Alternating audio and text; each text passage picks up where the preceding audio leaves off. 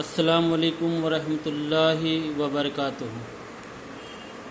Students, today we are going to start a new chapter, that is chapter photosynthesis.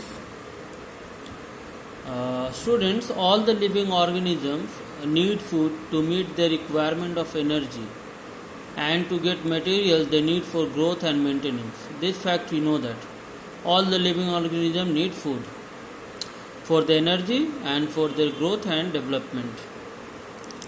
So humans and the other animals eat other animals or the plant parts as their food, but plants cannot eat like humans or other animals. No. So they have to make their own food to get the energy. Plants have to make their own food to get the energy because they cannot eat like humans or other animals.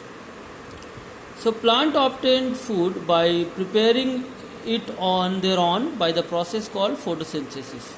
And the process of photosynthesis means what is performed by only the green plants, not all the plants. Only the green plants can make their own food by the process of photosynthesis.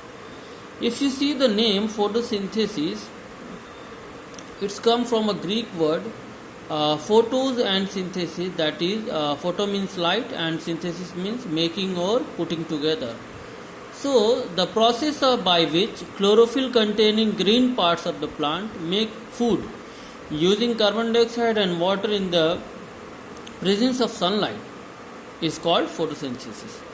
So here if you can see that four things are required: light, chlorophyll, carbon dioxide and water.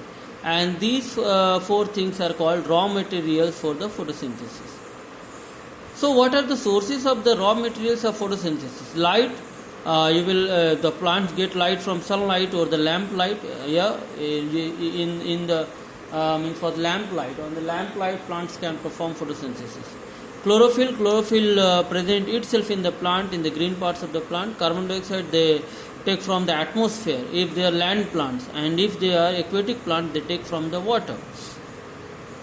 Water from the soil if they are land plants, and from the source of water, that is pond or river, if they are aquatic plants. So these are called the raw materials for photosynthesis.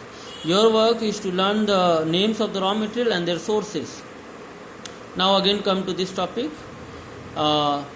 After photosynthesis, glucose is formed, isn't it, as a food material. Glucose is formed as a food material, and an extremely important oxygen gas is released as a byproduct.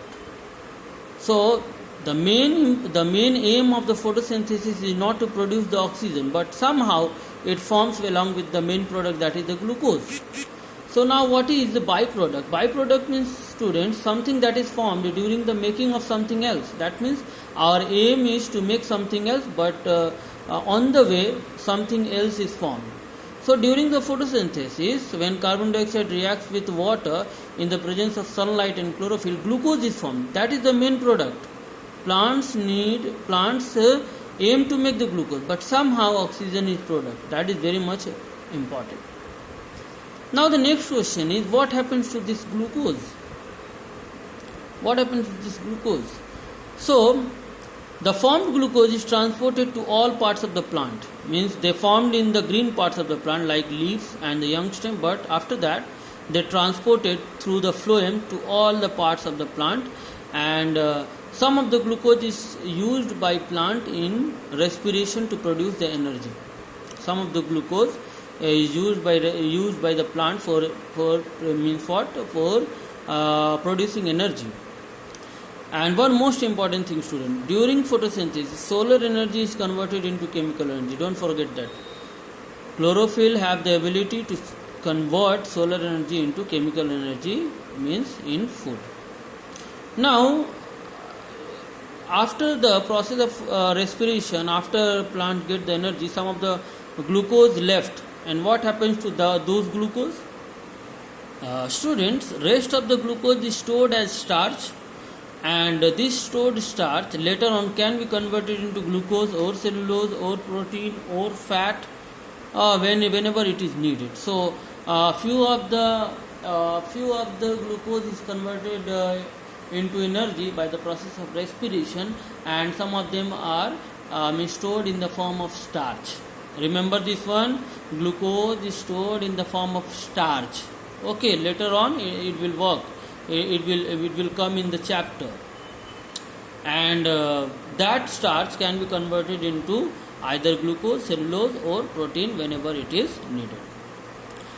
So students, this much for today, and next day we will study about the significance and the site of photosynthesis.